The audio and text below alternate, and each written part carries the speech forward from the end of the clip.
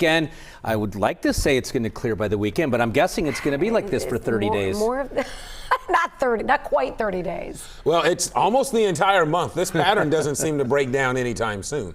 Okay, well, I have a music concert to go to tomorrow night, so give me some good news, You sound like a lot of folks. Well, how about this? Here's some good news. I actually have less rain in the forecast for tomorrow. As we've been saying, trying to shine a little light of optimism on this soggy forecast, and I'm still going to hang on to that. Tomorrow will bring us less coverage, fewer downpours, fewer storms. Thus, I think overall lower impact, especially for your Friday afternoon, evening and night plans around here. Now, I don't think it's going to be completely dry, but I think it's going to be our driest day so far this week. All right, here's a look at radar tonight. You can see north of the river, nothing happening right now. All the showers and downpours are to the south, and in fact, I like the way most of the tri-state is trending for this evening and tonight.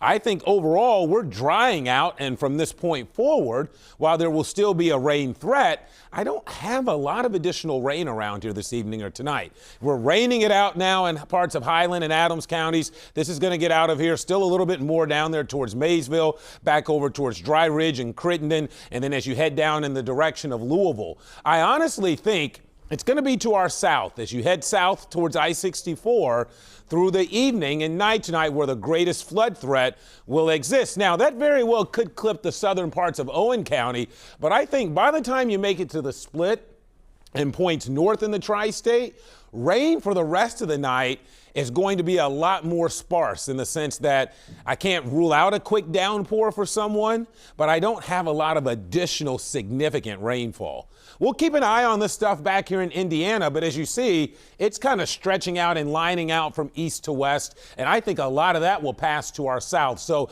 I'm not terribly worried about flooding for us here in the tri-state tonight. So there's a look at the radar right now. Some passing sprinkles and showers. The rain has helped to keep temperatures down, especially near and south of the river where you're in the 70s. Contrast that where it's a lot drier. And our northern communities, you're in the mid-80s. Springboro, Oxford, over towards Connorsville. This weather pattern, if anything, gets a little more active at times over the weekend. We're going to keep the threat for downpours in here, but less tomorrow. Heavier over the weekend, and yes, by the time all is said and done, as we've already, some of us picked up 1 to 2 inches of rain the past couple of days, could easily pick up another 1 to 3 by the end of the weekend because we'll be tracking thunderstorm clusters versus scattered showers and storms. I think the greatest concern for severe weather is in here on Sunday. So let me show you Futurecast. This isn't even happening right now, so we know that's off a little bit, but watch what happens. As the stuff in Indiana tries to work in our direction, I think it encounters our atmosphere, which is not as favorable, and plus we're getting deeper into the night. It's that time of the year where once the sun goes down, a lot of times the atmosphere settles down. So I'll keep the chance through the night for a couple of passing showers or a quick downpour, but I don't have widespread heavy rain or flood concerning rains tonight. The best chance for rain on Friday is early with scattered showers. And look at this for tomorrow afternoon and evening. I think there will be a little more activity around, but the theme is for it to be less in coverage and thus I think a lot less impactful for us. Then as we go into Saturday, we'll have scattered showers and storms fairly widespread again during the afternoon and evening, and some of them could have some gusty winds with them. And then on Sunday, we'll be tracking storm clusters.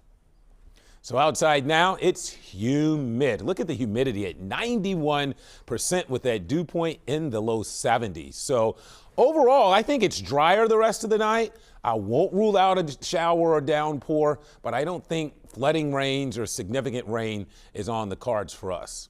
Humid, 71 for an overnight low. Tomorrow, 85, mostly cloudy, rain mainly early, humid. There's a look at your day planner. Here's a look at your 7-day forecast. Still looking at the severe threat on Sunday in here. So Saturday and Sunday, because of the coverage of storms, going to keep them both weather impact days, and especially Sunday for the potential for some severe storms with wind being the primary issue. And then going into next week, Mike, Cherie, I can help us out. We'll get rid of some of the downpours, but I don't think you're going to like what's sliding in. Steam bath weather, heat indices likely around 100. Probably Wednesday and Thursday. That sounds miserable. Thanks, Kevin. Meta.